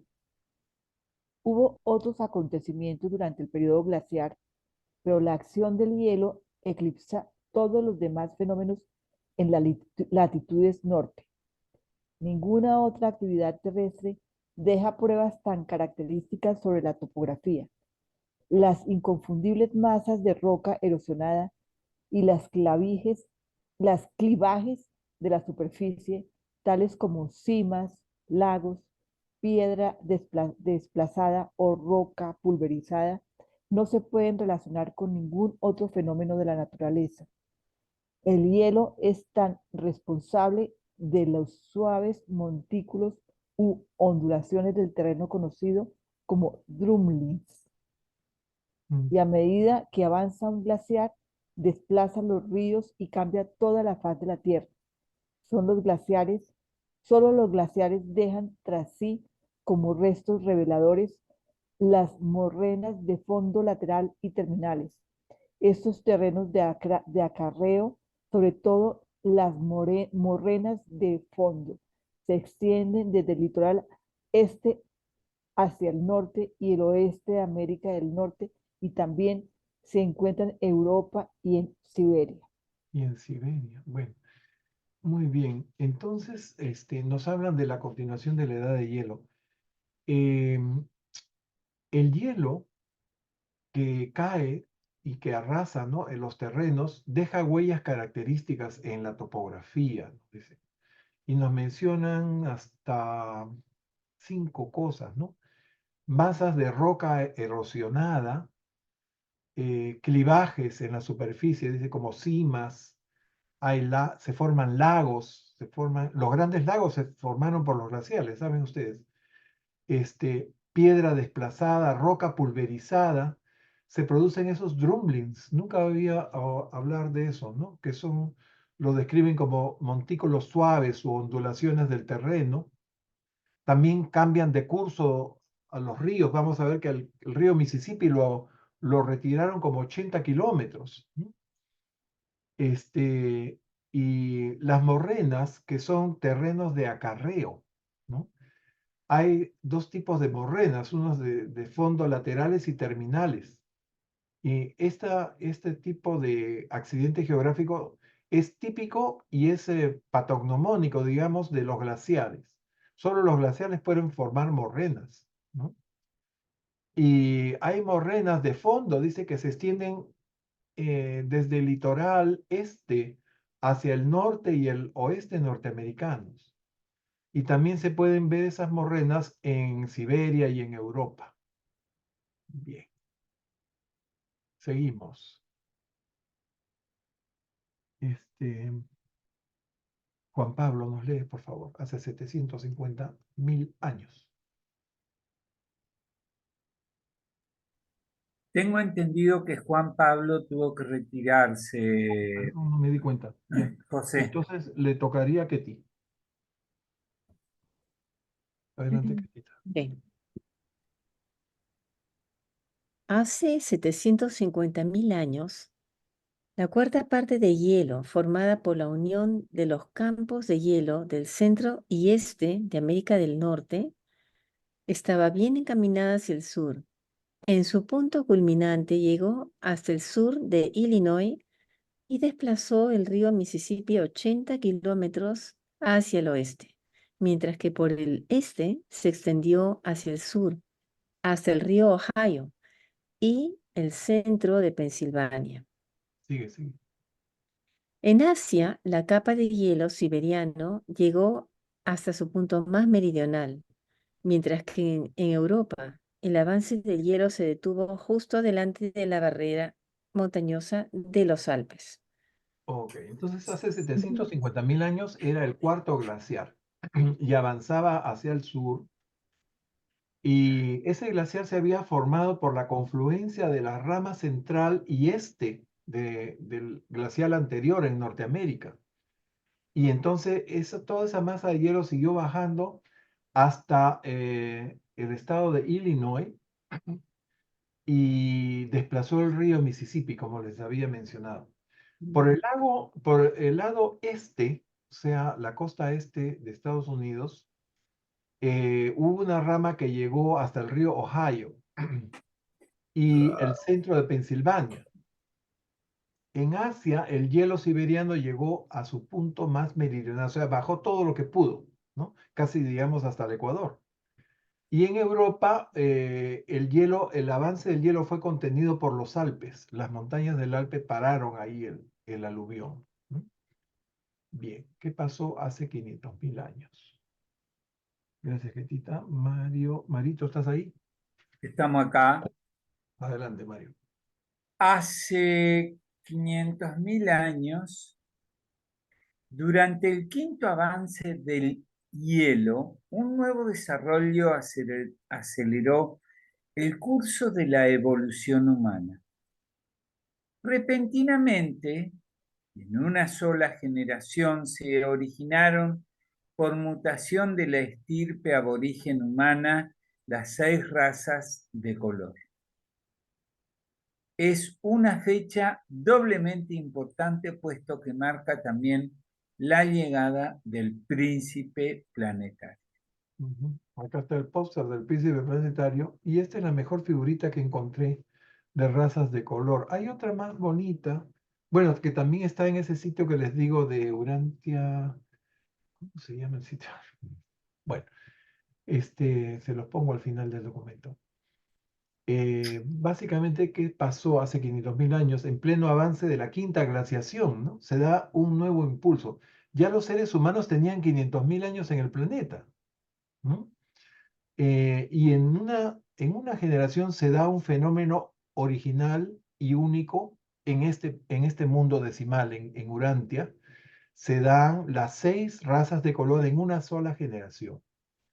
Bien, como les digo, es un fenómeno muy particular de nuestro mundo decimal, pues las razas de color, que pueden ser 3 o 6, en algunos planetas se dan solamente 3 colores, en otros planetas se dan 6, ¿no?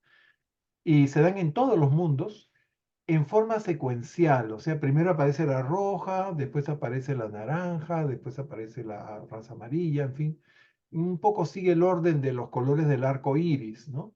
Una por una van apareciendo en miles de años, ¿no? Bien. Una Y pregunta. sí, dime. ¿Y qué les enseñó a hablar? O sea, Bueno, desde que comenzó Andón y Fonta, ¿y cómo se entenderían? bueno, ellos desarrollaron un lenguaje, ¿no? Ustedes saben que los animales también tienen un lenguaje que nosotros no entendemos, pero el ser humano con mucho mayor capacidad cerebral pudo nombrar las cosas, ¿no? Pudo darle nombre a las cosas y así, bueno, desarrollaron un idioma primitivo, ¿no? ¿Cuál habrá sido? No entran en mucho detalle sobre eso, pero la gente se comunicaba verbalmente, ¿no? Y en 500.000 años, pues ya habían poblado gran parte del mundo que tenían a su alcance, al alcance de sus caminatas. Bien, porque todavía que yo sepa no usaban animales para transportarse. Y en esos 500.000 años se da este fenómeno de las razas de color, aparecen los 6 en una sola generación, ¿no? Eso lo vamos a ver en el documento 62, me parece, sí. Y también coincide con la llegada del príncipe planetario. ¿Ok? El príncipe planetario inaugura la primera dispensación planetaria y también trae la primera revelación de la verdad al planeta, ¿no? Llega el príncipe con su séquito corpóreo, eso es una historia muy interesante, que la vamos a leer en los siguientes documentos, ¿no? A ver, ¿qué más nos dicen? Vamos a terminar de ver qué pasó con el glaciar, el quinto glaciar. Ah, ya perdí la cuenta. ¿Quién leyó? Leyó Mayra, José Luis. Creo que le toca a José Luis o a Rita. Mario leyó, Pepe. Leyó Mario. Ah, le toca a Renato, perdón. Renato. Adelante, Renato. Sí. En América del Norte, el avance del quinto glaciar consistió en una invasión conjunta de los 3 centros de hielo. El lóbulo oriental solo llegó hasta algo más abajo del Valle de San Lorenzo, y la capa de hielo del oeste avanzó hacia el sur. En cambio, el lóbulo central llegó tan al sur que cubrió la mayor parte del estado de Iowa. En Europa, esta invasión de hielo no fue tan extensa como la anterior. Ok, ya, entonces aquí, resumiendo, hubieron 3 ramales de hielo. El ramal este o el oriental avanzó solo hasta el valle del río San Lorenzo. O sea, el río San Lorenzo, ustedes saben, desemboca en el Atlántico y es la ruta de entrada hacia Montreal desde el Atlántico, ¿no? Pueden entrar a Quebec, a Montreal. Ahora vamos a ver un mapita que les he puesto del río San Lorenzo. Por el oeste, la rama del oeste avanzó poco, dicen, hacia el sur, pero la rama central avanzó bastante más al sur hasta el estado de Iowa. ¿Mm? Y en Europa no fue tan extensa como la invasión de hielo anterior, como la del cuarto glaciar. Bien. Mayra, por favor, tomas el siguiente o los 2 siguientes. Sí, los 2 siguientes. Hace 250.000 años empezó la sexta y última glaciación. A pesar de que las tierras altas del norte habían empezado a hundirse ligeramente, fue el periodo de mayor acumulación de nieve sobre los campos de hielo del norte. En esta invasión, las tres grandes capas de hielo se fusionaron en una inmensa masa de hielo y todas las montañas del oeste se vieron afectadas por esta actividad glacial. Fue la mayor de todas las invasiones de hielo en América del Norte. El hielo se desplazó hacia el sur a más de 2.400 kilómetros de sus centros de presión y América del Norte conoció sus más bajas temperaturas. Sí. Entonces, miren ustedes, hace 250.000 años. La sexta y última glaciación fue la peor de todas. Es la que más avanzó, ¿no? Prácticamente cubrió toda América del Norte, avanzó 2.400 kilómetros al sur. ¿Por qué no pasó a Sudamérica? Creo que porque tenía que pasar por el Ecuador y ahí había mucho calor, ¿no? Entonces ya no llegaba tanto hielo. Por eso pienso que no alcanzó América del Sur. Este hielo que avanzó 2.400 kilómetros al sur afectó las montañas del oeste norteamericano y fue, nos dicen, la época más fría de América del Norte. ¿Qué pasó hace 200.000 años? Nos va a contar José Luis, por favor. Hace 200.000 años, durante el avance del último glaciar, ocurrió un episodio decisivo para el desarrollo de los acontecimientos en Urantia, la rebelión de Lucifer. Sí. Sigue con el siguiente, que es muy cortito Hace 150.000 años, el sexto y último glaciar alcanzó sus puntos de máxima extensión meridional. La capa occidental de hielo cruzaba justo la frontera canadiense. La central bajaba hasta Kansas, Missouri, Illinois, y la oriental cubrió la mayor parte de Pensilvania y Ohio en su avance hacia el sur. Muy bien, entonces, miren ustedes, el príncipe llegó hace 500.000 años. Avanzó, todo fue bien durante 300.000 años, ¿no? De su dispensación en que se produce la rebelión de Lucifer en el sistema y Caligastia entrega el planeta. O sea, Caligastia se pliega a la rebelión de Lucifer. Eso sucedió hace 200.000 años. Como ustedes saben, ese hecho cambió por completo y de forma radical el desarrollo planetario normal que merecíamos, como todos los demás mundos, ¿no? Y el curso de los acontecimientos en la historia de la humanidad. Y finalmente nos dicen que este último glaciar avanzó también, ¿no? Hasta la frontera con Canadá, hacia el sur, Kansas, Missouri, Illinois, y por el este, Pensilvania y Ohio. Bien, la geología oficial ha sido precisa y acertada en las etapas de desarrollo de los glaciales y cómo se formaron los lagos de Norteamérica. Eso vamos a verlo más adelante. Ok. ¿A quién le toca? Yo leí, Pepe. Sí. Ok, José Luis. Rita. Este fue el glaciar que proyectó las muchas lenguas o lóbulos de hielo que tallaron los lagos de hoy en día, grandes y pequeños. Durante su retirada se formó el sistema norteamericano de los Grandes Lagos.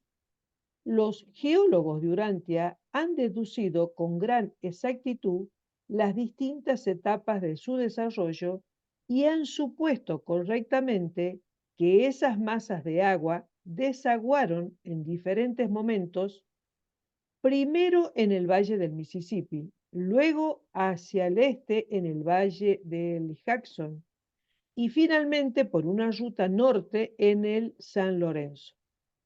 Desde hace 37.000 años, el sistema comunicado de los Grandes Lagos desagua por la presente ruta del Niágara. El Niágara. Les voy a mostrar acá, ¿se acuerdan que agregué una imagen encima del cuadrito? Acá está. Ven ustedes, en Norteamérica no están los lagos. Todavía no estaban los lagos. Los lagos se forman después del último glaciar. Y el sistema, como se han formado los lagos y los desagües, porque cada lago tiene su vía de desaguadero, ¿no? Está perfectamente bien descrita por los geólogos, ¿no? O sea, básicamente lo que nos dicen en este párrafo es que el último glaciar formó los grandes lagos y también los pequeños lagos. Canadá está lleno de lagos, por ejemplo, ¿no? Es el país que tiene más lagos. Todos son restos de lo que estuvo cubierto por la nieve, ¿no? Entonces, tal cual lo describe la geología oficial, ¿no? Primero, estos lagos desaguaron al Mississippi, después al este en el valle del río Hudson, o sea, por Nueva York. Después hay una ruta norte al San Lorenzo, y desde hace 37.000 años, recuerden que hace 37.000 años también ocurre un evento importantísimo en el planeta. Desde hace 37.000 años, el desagüe de estos grandes lagos es por las cataratas de Niágara, que les he puesto acá. Y aquí en este mapa sí ya ven todos los lagos, estos grandes lagos de Norteamérica. Y aquí está, este es un esquema de cómo los lagos drenan hacia el Atlántico. Este es el sistema del río San Lorenzo, que les decía. Y acá están estos grandes lagos de Norteamérica. Muy bien. Le toca a Anita. Síguenos leyendo, Anita. Pero Mayra no leyó. ¿A Mayra? ¿Mayra no ha leído? ¿Leíste? Ah, ya, sí Sí, leyó. había leído Mayra, José Luis, Ya, Rita. ya. Ok. Hace 100.000 Hace años. 100.000 años, durante la retirada del último glaciar, empezaron a formarse las vastas capas de hielo polar y el centro de acumulación de hielo se desplazó considerablemente hacia el norte. Mientras las regiones polares sigan estando cubiertas de hielo, es prácticamente imposible que se produzca otra edad glaciar, con independencia de cualquier elevación de tierras o modificación de las corrientes oceánicas en el futuro. Imagínense, eso es lo que les decía. Acá, este hecho asegura que ya no podrán producirse más glaciaciones, ¿no? O sea, al retirarse el último glacial y concentrarse el hielo en los polos, eso hace que sea imposible que haya otra edad de hielo en el planeta. Sigue con los dos siguientes párrafos, Anita, por favor. Okay.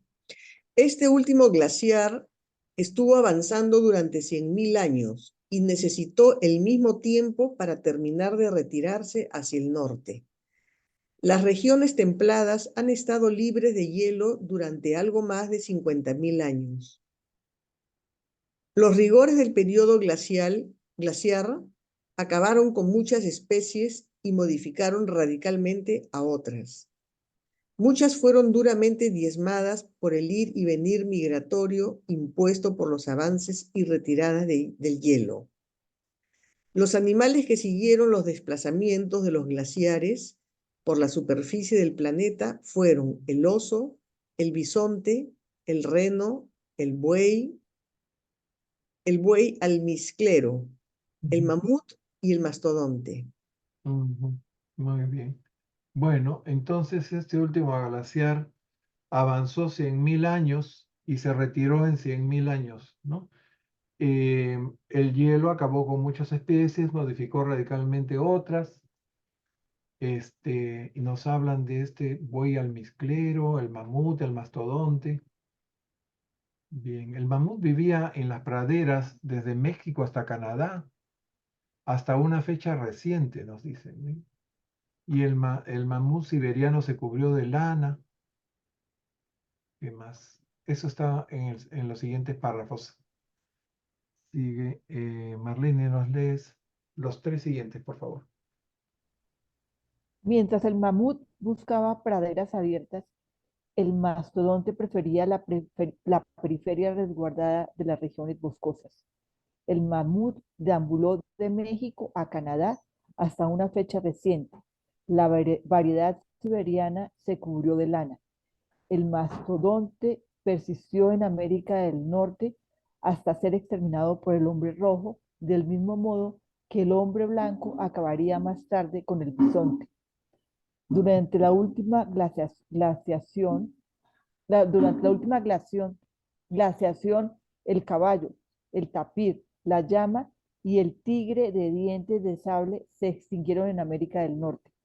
Fueron sustituidos por los perezosos, los armadillos y los carpinchos procedentes de América del Sur. La migración forzosa de la vida ante el avance del hielo produjo una extraordinaria mezcla de plantas y animales. Con la retirada de la última invasión glaciar, muchas especies árticas, tanto animales como plantas, quedaron abandonadas a su suerte en lo alto de algunos picos montañosos donde se habían refugiado de la destrucción glacial. Por eso, encontramos hoy esas plantas y animales desplazados en las zonas altas de los Alpes en Europa e incluso de los Apalaches en América del Norte. Imagínense. Bueno, esta es toda una narración, ¿no? Épica de todo lo que pasó, ¿no? Cómo desaparecen esas especies, ¿no? El tigre de diente de sable, felizmente. La llama se fue a Sudamérica. Y después de Sudamérica subieron los perezosos, armadillos, carpinchos, que ocuparon el hábitat que dejaron esos otros animales, ¿no? Bien, ¿qué te nos lees? Lea lo último que queda. Acá terminamos el documento. A ver. La Pleistoceno. edad de hielo o Pleistoceno, que duró más de 2 millones de años, es el último periodo geológico completo. Hace 35.000 años terminó la gran edad de hielo, excepto en las regiones polares del planeta. Esta fecha es también significativa por su proximidad con la llegada de un hijo y una hija materiales y el comienzo de la dispensación adánica, que coincide más o menos con el principio del periodo del Holoceno o postglaciar. Esta narración, ¿sigo? Sí, por favor, termina el documento ya.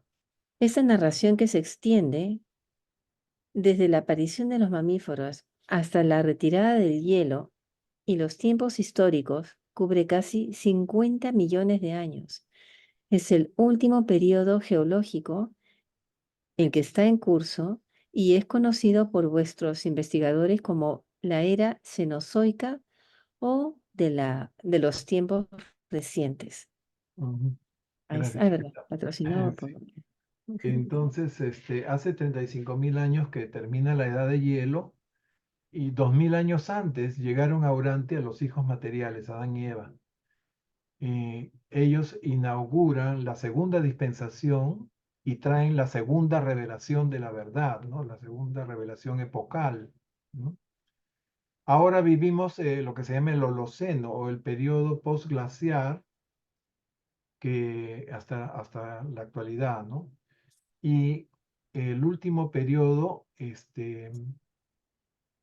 el que cierra el Cenozoico, que cubre los últimos 50 millones de años, el periodo que vimos ahí en el esquemita, en el cuadrito.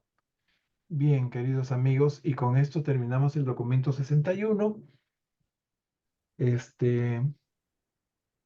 ¿Algún comentario o alguna pregunta antes de cerrar?